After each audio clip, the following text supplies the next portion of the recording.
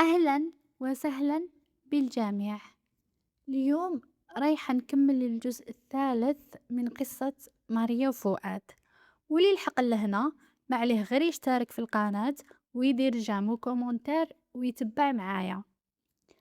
قلت لكم في الجزء اللي فات باللي قررت نشتكي بفؤاد، وغير توصل لمرته وتسمع تروح وتخليه ويزيد يدخل في حالة اكتئاب وبالك يهبل ولا ينتحر، وهكذا نكونوا في زوج دفعنا ثمن الغلطة تاعنا. قالت لي أمينة وزعما صح رايحة ديريها ولا بيك الزعاف برك؟ قلت لها أنا رجعت لهنا على جال وليدي برك، حاجة واحدة أخرى ما تهمنيش، وهذاك الرخيص ما رحتش لعنده باش نعاود نشوف حياتي معاه، رحت باش يعاوني نلقاو الطفل برك. بصح دوك تراجعت، ما نخبروش، مستحيل نخبرو باللي عندنا طفل، نخاف يلقاه قبلي ويديه، دوك لازم نجرجرو ونجريه كيما قهرني وذلني الصباح. قالت لي وش بيك درتي في رايك؟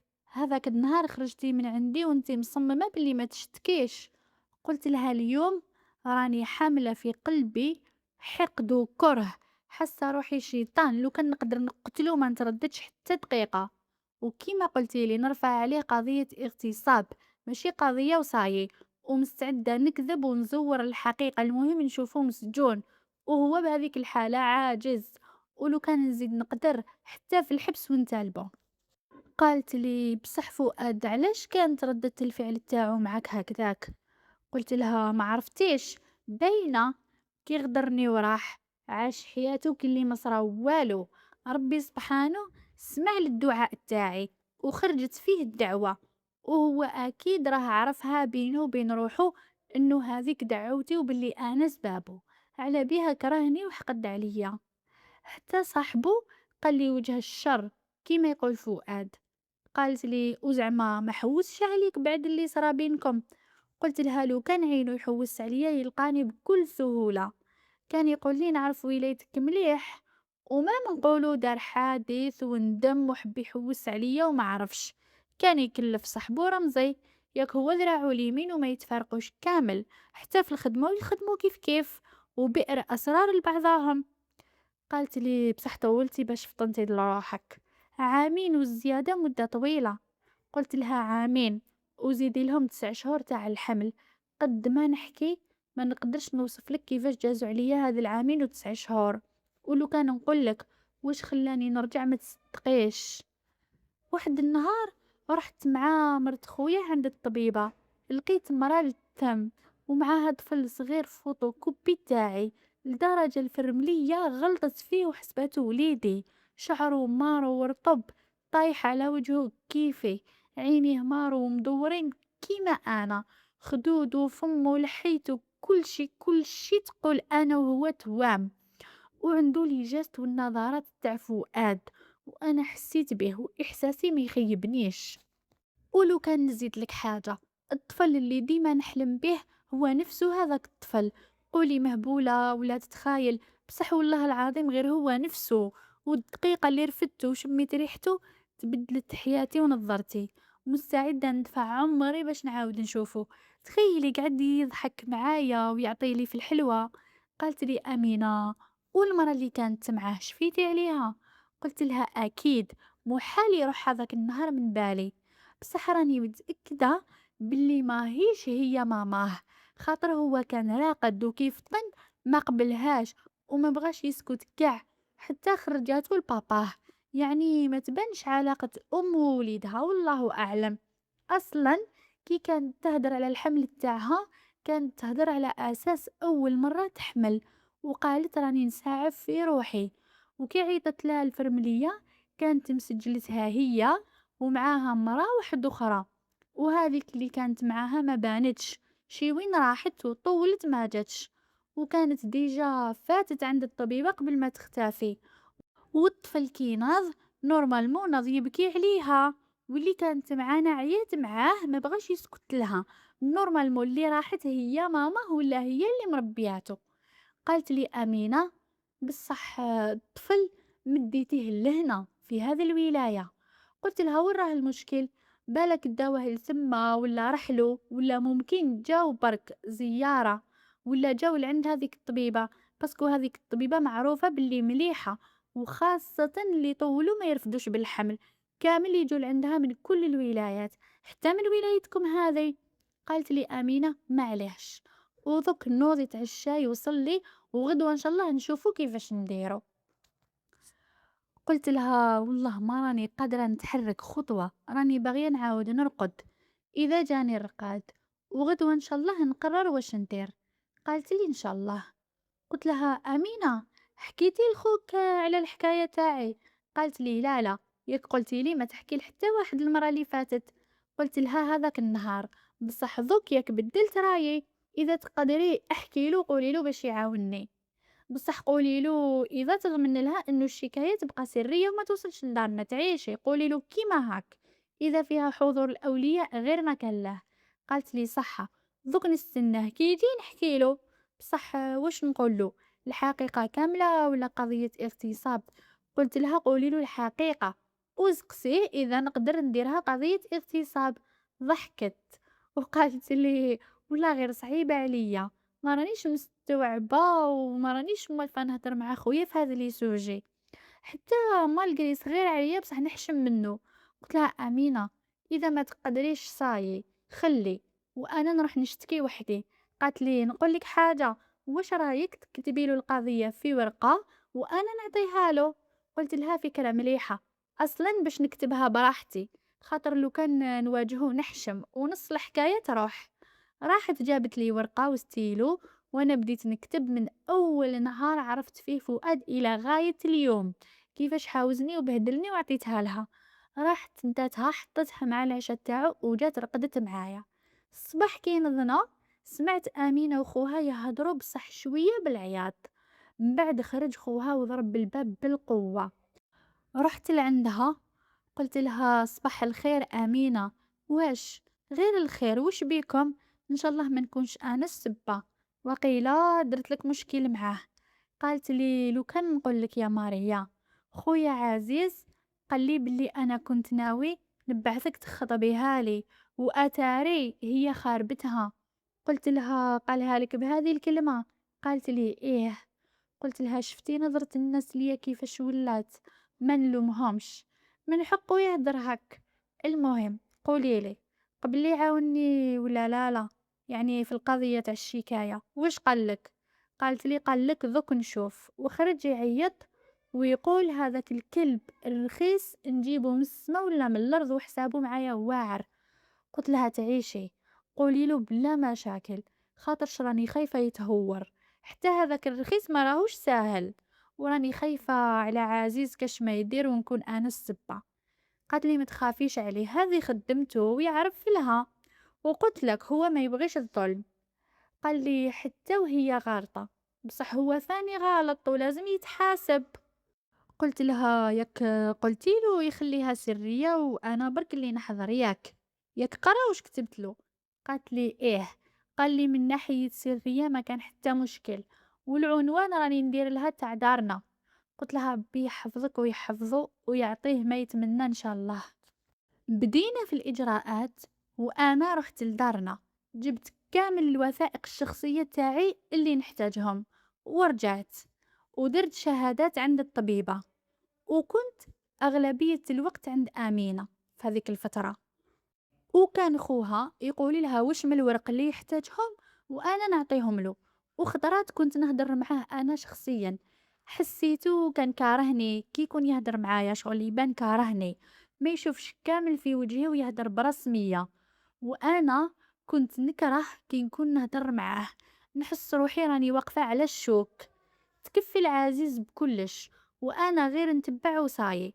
كنت خايفة من النتيجة، بصح معليش، بعثنا الشكوى الأولى وما ردش فؤاد وما جاش، عاودنا بعثنا مرة واحدة أخرى ووصلاتو هذه المرة، وحددوا لنا النهار اللي نحضروا فيه باش يسمعوا لنا، يعني الجلسة تاعنا. عزيز كان يطمن فيا، قال لي ما تخافيش وحقك تديه تديه. نهار الجلسة رحت أنا وأمينة للمحكمة، وحتى عزيز بين بليجة.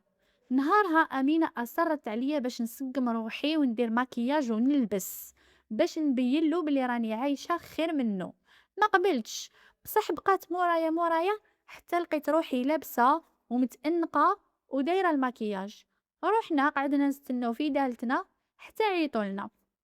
دخلت غير أنا، قعدت شوية وبعدها دخل هو مورايا في الكرسي تاعو، وكي العادة الثقة بالنفس والتكبر يبانوا في عينيه. كي شافني طلع حاجبه وتبسم ابتسامة استهزاء.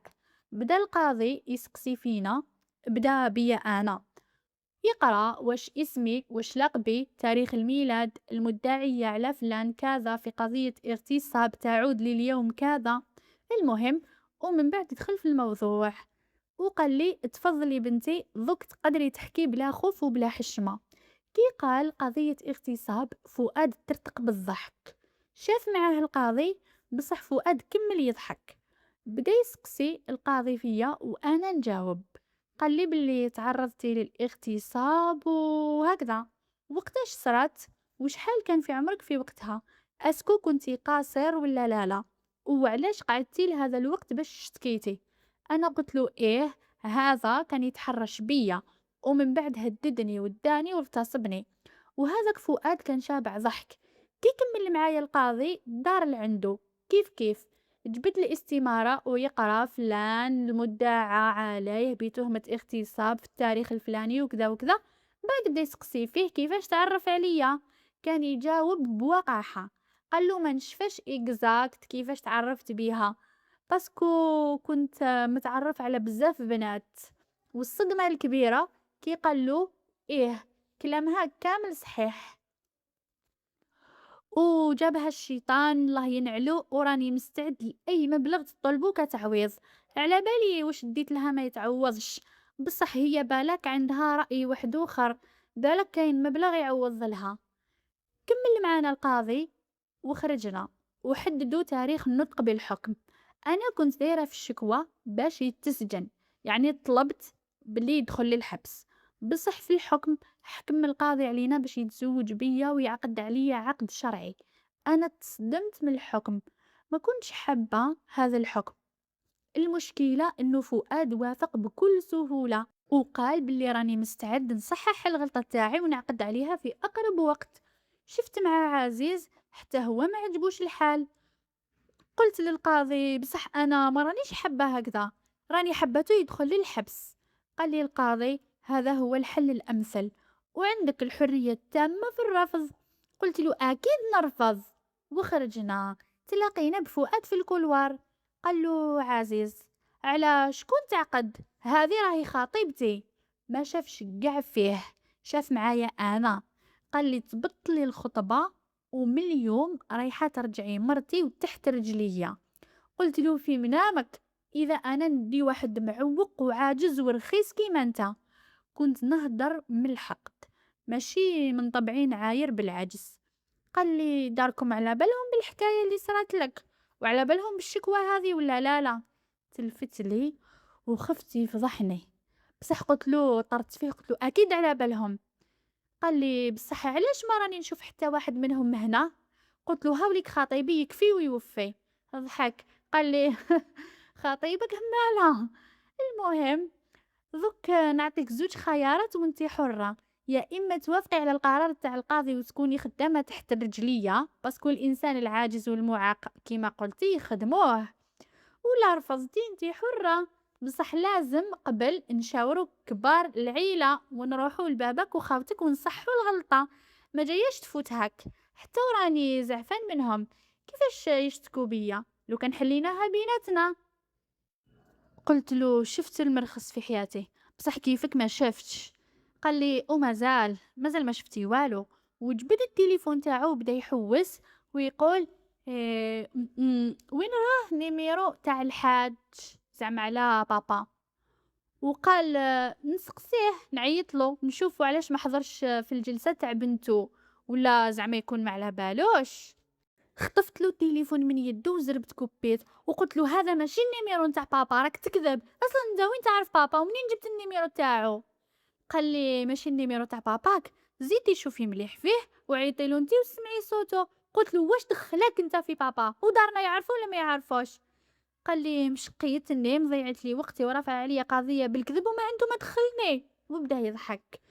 قال لي: انا مادام شقيت ما نشقاش في باطل، وهاك جاني في راسي حبيتي تلعبي كاع نلعبو. بصح عجبني تخمامك تاع قضية الاغتصاب، ما خرجتيش سهلة. نسيتي ولا نفكرك واش صرا؟ مسكينة، بنت فاميليا وغدروها. ياك جيتي معايا برجليك وكنتي مستسلمة بكل سهولة.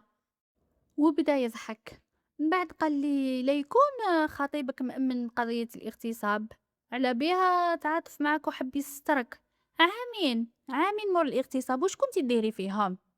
وعلاش رجعتي دوكا زعما تشتكي بيا وما على باليش؟ قال لي: ما فهمتش واش راكي حابه. نتيا كاع باش طارتك لعبتي لعبك ودرتي رايك وحتى لقيتي اللي يسترك ثاني، واش حبيتي دوكا؟ زعما ندير لك تعويض ونعطي لك حقك؟ قال لي: انا ثاني باغي نلعب، ومادام قلتي ما تديش واحد عاجز ومعوق، اما لا معليش، اعطي لي تليفوني تشوفي ونخلي لك فرصة تخممي. خممي مليح، وننصحك تديه عاجز ومعوق احسن من انه داركم يتبراو منك وتنفضحي.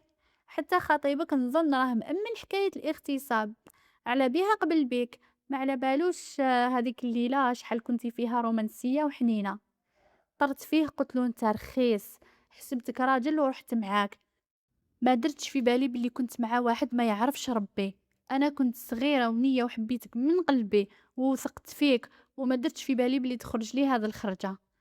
ترتق بالضحك وقال لي: نيه ياك، تي على بالك وانا على بالي، ما كلاه نلعبوها على بعضانا. هذا الوقت كامل كنتي تتمري لي، وذوك فجأة تفكرتيني وبغيتي تنسطري. قلت له: أنا حوست عليك، كنت ناوية تصحح غلطاتك، وكنت باغية حاجة واحدة أخرى منك. قال لي: اللي هي؟ قلت له: دوكا صايي، كنت باغية نهدرها لك نهار اللي حاوزتني وبهدلتني، دوك طفرت. قال لي: كنتي دايرة في بالك هدرها وهو يضحك، كي نشوفك نضعف وننسى كل شيء ونتأثر بيك ونطلب رضايتك. أيا لقيتي العكس، مسكينة، على بيها بغيتي تكلبي، طاح لك السوق، وليتي ما تسوايش. قلت له: شوف، انا اصلا ما نويتش نشتكي بيك، كنت باغيه نهضر معاك بتفاهم، بصح انت كي العاده ديما رخيص، واصلا ماشي نيتي باش تسترني وتتزوج بيا. ما عندي ما ندير بواحد كيفك رخيص وفوقها عاجز ومعوق. قال لي: مالا، واش بغيتي؟ ما فهمتش. انا في بالي وحده كي تغلط مع واحد تجي باش تصحح الغلطه وتدير الحلال باش تنستر. قلت له: عندي سيدك وعارف كلش وناوي يسترني ويتزوجني على سنة الله ورسوله. قال لي: بصح انا شباب عليه وخير منه. ويضحك. قلت له: بصح هو راجل عليك وخير منك. ضحك ثاني وقال لي: وش من رجلة تقصدي؟ اكيد جربتي معاه، بصح قولي الصح، انا خير ولا هو؟ قلت له: انت رخيص وما تحشمش. قال لي: شكون راه يهدر على الحشمه؟ من بعد قال لي: المهم نقول لك حاجه، حتى انا ما عندي ما ندير برخيصه وفضلت الرجال كيما نتيا السوسياله، اللي تبيع روحها مره تعاودها مرات، وما كان علاه طيحي لي شريفه. انا اللي نعرفك، مادام بعتي روحك ليا تبيعيها لغيري. قال لي: ما رانيش حاب نتزوجك. قال لي: زكارة برك بغيت نجيبك خدامة تحت رجليا، باسكو مرتي لاك عيات مسكينة تخدم فيا، دوك هي ترتاح تعيش سلطانة عندي وكل شي ليها، وانتي نديك خدامتي وفي زوج نستفادو، انتي تنسطري وداركم ما يسمعوش وانا نبرد قلبي فيك. قال لي: والله غير نسيتك ونحيتك من بالي، بصح جيتي برجليك وانا ما نراطيش. خرجت من المحكمة ورجعت النهار هذاك للإقامة، ما قدرتش نقابل أمينة وخوها. أصلا فاجأني عزيز كي قال خطيبتي: أنا ما راني ناوية لا نتخطب لا نتزوج، حشمت نردو بعد الخير والوقفة اللي وقفها معايا، هذا ما كان، هذا إذا كان صح وما دارهاش باش يسلكني منه، يعني إذا كان صح راح حب يخطبني. دخلت للشومبرة تاعي، نحيت قشي، حكمت بلاصتي، وقعدت نتحسر على عمري. واش داني نخرب فيه. هذا راه شيطان بكل المقاييس. في الاول بين لي بلي يحبني ويخاف عليا، وجامي طلب مني حاجة، وكان يقول لي لازم نتجنبك، نخاف من روحي عليك. خلاني حتى وثقت فيه ودار اللي في باله، واليوم رجع يعاير فيا. كان مبين لي روحو ملاك وهو في الحقيقة شيطان. كان يطيح فيا بشوية باش يغدرني، وأنا لا خبر. نقول محال يضرني، باين يخاف عليا. حتى البنات كانوا يحسدوني فيه، وهو ظهر باللي موالف يخرج مع البنات وعنده الخبرة في هذه الأمور. واللي غاضتني كي ولا يعاير فيا بهذا الشي. يا ربي واش ندير ضكا. كنت لاباس عليا، واش داني نخلط فيه. يا ربي لو كان يديرها صح ويخبر دارنا. لازم نلقى حل ونسلك روحي منه. نظراته الشيطانية كانت تبرهن باللي يديرها بكل دم بارد. زربت عيطت لدارنا نشوف كاش ما كاين، ممكن راه خبرهم. نقول يا ربي تلطف بيا. عيطت لماما، حرقت التليفون، ما كاين حتى رد. زدت لنوال مرت خويا كيف كيف. قلبي كان غادي يحبس. قلت سوري يكون خبرهم، ماشي من عوايدهم ما يجاوبوش، وفي زوج ما يجاوبوش. سوري يكون عيط لبابا وخبرو. واش ندير ضكا. حكمت كابة صغيرة وبديت نلم في قشي. لازم نهرب على روحي، خاطر اذا سمعوا يجوا لهنا ويذبحوني. حتى عند امينه وما نروحش، خاطر يتجبدوني. لو كان يخبرهم على عزيز ديريكت يجوا لعندهم ويذبحوني ثم. ويروح عزيز في جرتي. على بالي هذاك الرخيص يزيد فيها وكاش ما يكذب لهم عليه. خملت شوية حوايج، لبست قشي وجيت رايحة نهرب. حتى صون التليفون في يدي لقيتها ماما. كانت تعاود لي، ريبونديت بالخف. قلت لها الو ماما. قالت لي الو اهلا ماريا وش راكي. قلت لها الحمد لله وانتي. وش راكي وش راه بابا. قالت لي وش بيك تلهفي ومخلوعة يا طفلة، تقول راكي تجري. قلت لها والو، كنت نسيق ونرفد في القش على بها تعبت، وزيد تقلقت كيما رديتي لا انتي لا نوال. قالت لي وش رايح يكون زعما. قلت لها قولي الصح ما كاين والو تعيشي. وحكمتني البكيه. قالت لي وش بيك يا طفله، وش رايح يكون. نوال كانت تدوش وانا ما سمعتش التليفون. قلت لها الحمد لله ماما، ولا غير نخلعت كيما رديتوش في زوج. قعدنا نهضرو، هي تسقسي وانا نسقسي. بصح انا فضحت روحي، كل شويه نسقسيها. ياك بابا لاباس راه نورمال، ما سقساش عليا. كاين شكون عيطلو، وين راه وين راه يروح. حتى حسيت روحي مرقتها. وحتى ماما حست بلي راني متوتره، وقالت لي راكي تسقسي بزاف على باباك، تقول شفتيه في المنام. هيا بقيتها على خير وزربت كوبيت. كون زدت شويه كنت رايحه نفضح روحي. كملت هذاك النهار في خلعة كبيرة. كل شوية نتخيل فيه عيط لهم ونطل من الطاقة. نقول بالك ذوك يصدمولي باش ندير حسابي ونهرب. ما تعشيت ما تحركت من بلاصتي والو. وامينه تعيط لي ما نردش عليها. حتى الحق الليل رقدت بالعذاب. والصباح غير طلع النهار رحت نجري لدار امينه. قلت لها سمحيلي، البارح ما رديتلكش كنت مقلقه وما كنتش قادره نهدر. قالت لي معليش حنونه، راني حاسه بيك. راه هذاك الرخيص دار لك ضربه ما توقعتيهاش، بصح ما تخافيش منه. راه عزيز قال لك الهضره اللي حكيتها البارح راهي من قلبي، ما قلتهاش هكاك برك. وصح راني ناوي الحلال معاك وما يخلعكش. غير خليه يخبر داركم، ما عنده ما يدير. انا نروح نواجههم ونقول لهم بلي راني مستعد نتزوج بيها. وغلطه وصرات، ما يخليكش بالتحديد تاعو. قلت لها امينه، انتي تعرفي عقليه دارنا، زعما هما من هذاك النوع تاع المهم نلقى لي يسترني ويفوتوها لي على اساس ما كاين والو. قلت لها دارنا عندهم مبدأ، غلطتي تخلصي، ما يهمش النتيجة، تهمهم الغلطة. قلت لها لو كان يسمعوا خبر كيما هذا يشربوا لي المر، هذا اذا خلوني نعيش. قلت لها دارنا ما كاش معاهم هذو الغلطات، يعطونا الحرية التامة في كلش. يخلونا نقراو، يخلونا نتزوجوا بلي نختاروه احنا، يدونا نحوسو، يدللونا. بابا نقول لك يبغي بناتو كثر من ولادو. واختي نهار تزوجت في فرنسا ما كانش قابل زواجها، باسكو ما قدرش يتقبل فكرة الغربة، بصح ما عارضهاش. كي شافها بلي راهي قابلة وفرحانة، فرح لها وجهز لها وخرجها بكل ضحك وسرور. بصح كي راحت دار حالة بالبكا، ما جاي والف البعد تاعها غير بالسيف. حتى لذوك نهار تجي وتروح يدير حالة، يحبنا ويتمنى يشوفنا ديما الفوق الفوق. بصح كون تغلط وحدة فينا أكيد يعاقبها على قد ما كان داير فيها الثقة. ومع أنا الصغيرة في الدار، بابا ماشي غير يحبني، يموت عليا. وفي هذيك الفترة اللي حبست فيها القراية، كان هو أكثر واحد هامه أمري، ويحاول يرجع لي الشغف تاعي. وخطبوني منه شحال من واحد، وكامل اللي نقول له رجعوا يرجعوا. ما حاولش قاع يفرض عليا ولا يقنعني.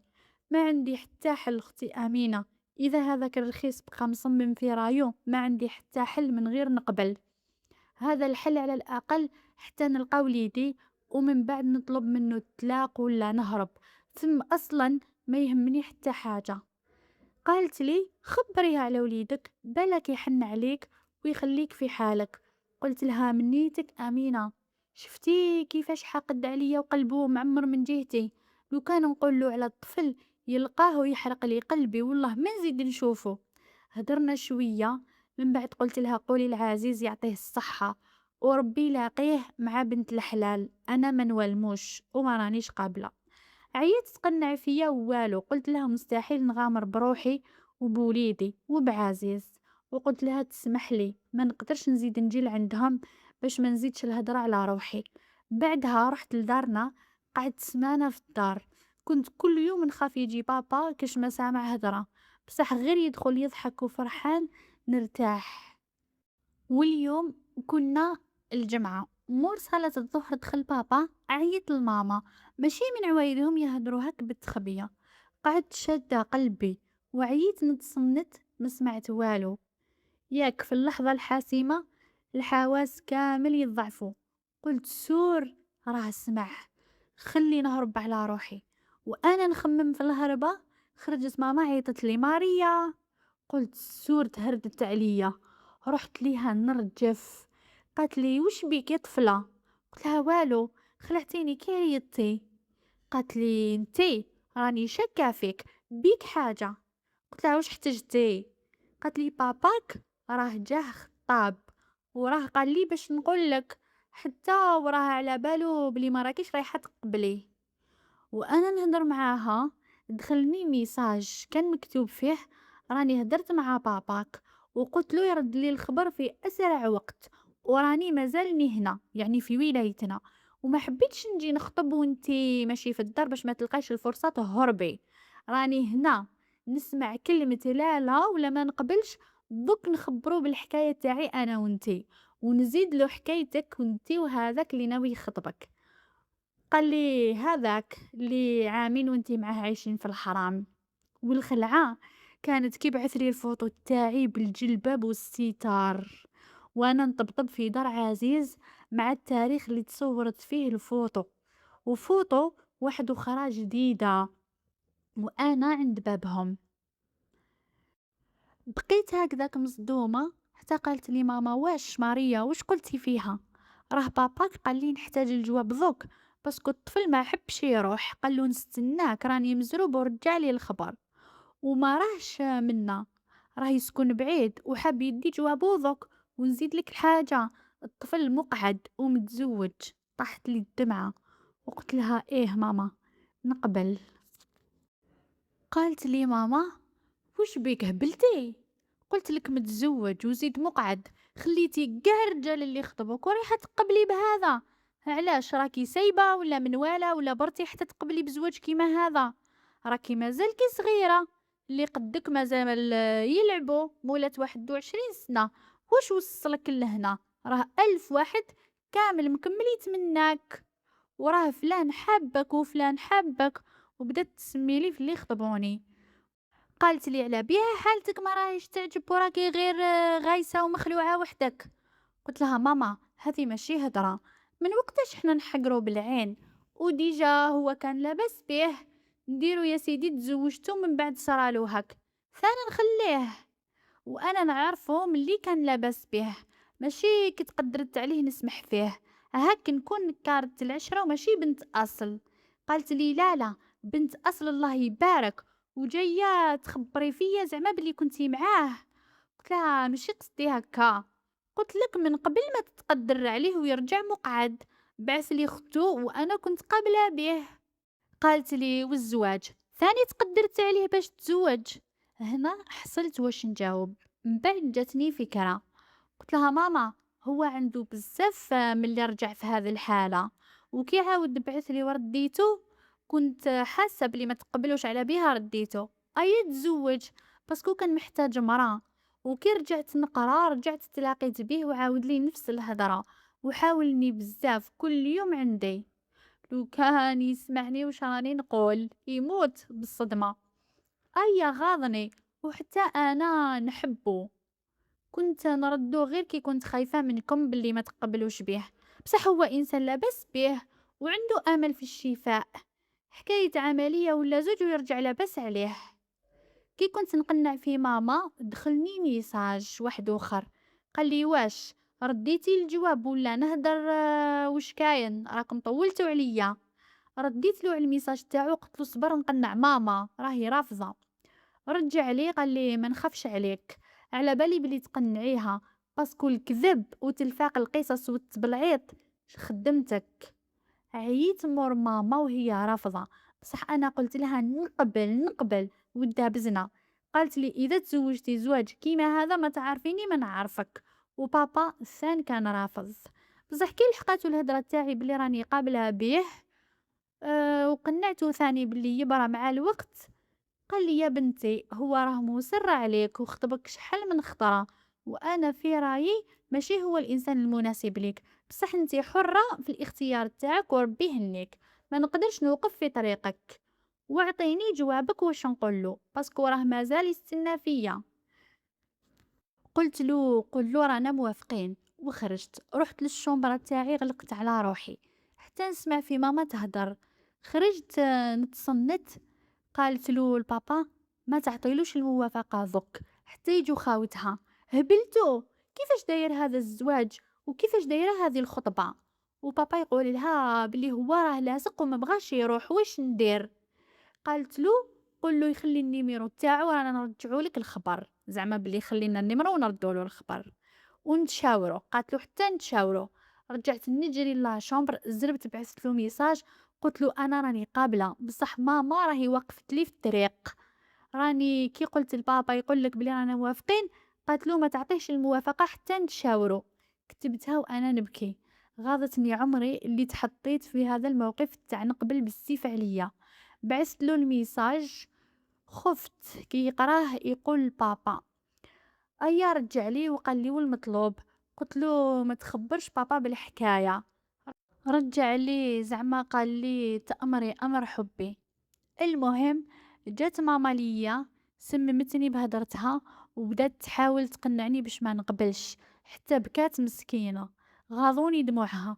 هي كأم حبت تشوفني مع الإنسان المناسب، ولا ممكن إحساسها كأم شكت إنه هذا الزواج فيه إن أنا ما رديت لهاش من غير كلمة ماما سمحيلي، والله ما نقدر نزوج غير والله غالب مكتوب، وإن شاء الله تتصلح الأمور ويرجع إنسان مناسب وكيما تحبي.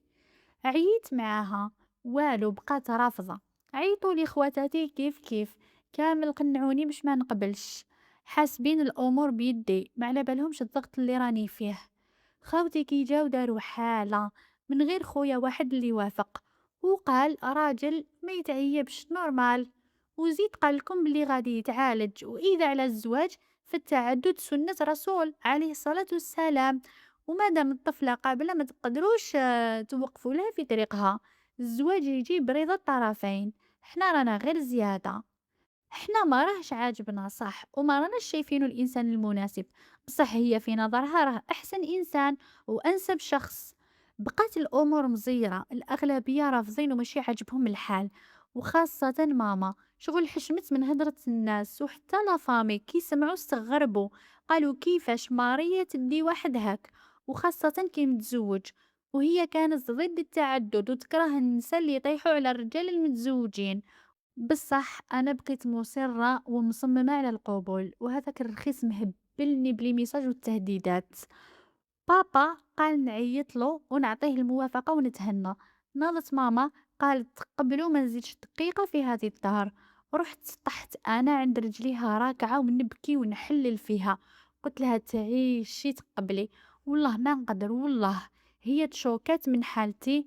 من بعد بدات تضرب فيا وتعطيلي في الكفوف وتقول لي وش بيك، وش دار لك هذا، واش لعب بعقلك ولا وشنو حتى راكي ديري عليه كامل هكا.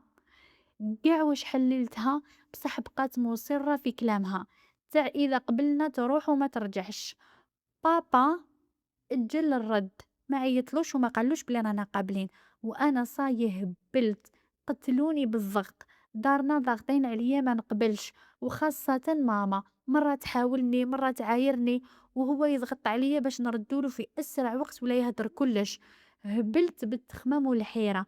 واش ندير؟ حتى الماكلة وليت ما ناكلش والرقاد ما نرقدش، وليت قريب نهبل، نحس في روحي باغية نموت. الما كنت كي نشربو يرجع، الماكلة نحتم كيف كيف. نموت بالتعب صاي، نحس روحي رايحة نرقد بصح ما نقدرش نرقد، حكمني الأرق. حتى بديت نضعف وطحت مريضة. الطبيب تخلع من حالتي، حكمني فقر دم حاد. هذا قاع في 10 أيام برك. دخلوني للسبيطار، قال لهم الطبيب تزيد شوية بعيد الشر لا قدر الله ترجع في مرض سرطان الدم. هنا ماما صاي ندمت مسكينة وتطلب مني في السماح. تحسبني مرضت بسبب رفضهم لزواجي، وأنا مرضت بسبب الضغط والخوف اللي كنت فيه لدرجة الحركة ما كنتش نتحرك طبيعيا. كل شي فيا يرجف، حتى الهدرة وبدت تتلعثم وراسي يتهز وحده تالمو. ما كنتش نقدر، كنت عيانة بزاف. دخلوني للسبيطار وهذاك مازال يضغط عليا. بعثت له ميساج بلي راني مريضة في السبيطار وقريب نموت ونرتاح منه. وصراحة صح كنت متمنية نموت مستورة وندي معايا أسراري وغلطاتي. بصح جوابه كان سم كي العادة، وقال لي ما تهمنيش أكاذيبك وألاعيبك، راني صاي حافظك أكثر من اسمي. ما تبديش بالقوالب تاعك تاع مريضة ومنا. قلت له أوكي صبر نرتاح ويرجعوا لك الخبر، وإذا مت تتهنى. وحاليا ما تزيدش تبعث لي، خليني نرتاح منك. من اللي عرفتك ما شافتش عيني الراحة، وإذا بغيت تحكي أروح احكي. أنا ميتة ميتة، إذا ما قتلونيش دارنا نموت بالمرض، وإذا ما متش بالمرض نموت بالمشاكل والضغط، وإذا عشت راني ميتة في الحياة. من نهار وثقت فيك وغدرتني مت في الحياة. قلت له هكا وغلقت تليفوني. هنا يخلص الجزء الثالث من القصة تاعنا. نتلاقاو في الجزء القادم، وما تنسوش إذا عجبتكم القصة بارتاجوها. باي باي.